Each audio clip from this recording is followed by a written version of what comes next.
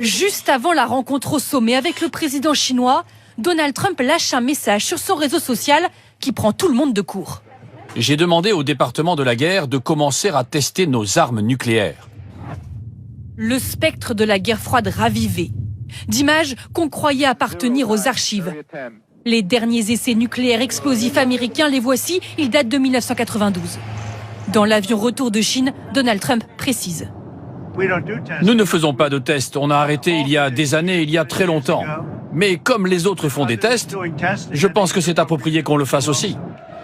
Mais aucun pays, à part la Corée du Nord, n'a conduit de tests nucléaires explosifs au XXIe siècle.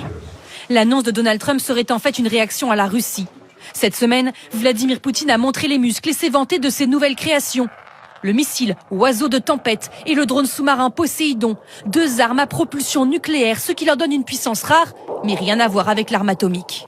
En réponse, Donald Trump voudrait sans doute accélérer les tests sur ce même type d'armement. Mais revenir à des essais nucléaires serait dangereux et improbable selon les experts. Les vieux équipements de la guerre froide devraient être reconstruits. Ce serait difficile et cher. Ça prendrait au moins 2 ou 3 ans. Et ce serait contraire aux intérêts des États-Unis.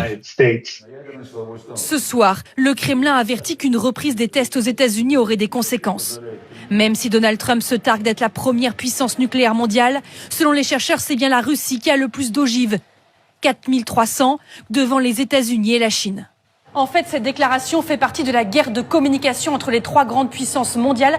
Donald Trump essaie de réaffirmer l'hégémonie des États-Unis face à la Chine et à la Russie. Et ça aussi, ça a un petit air de guerre froide.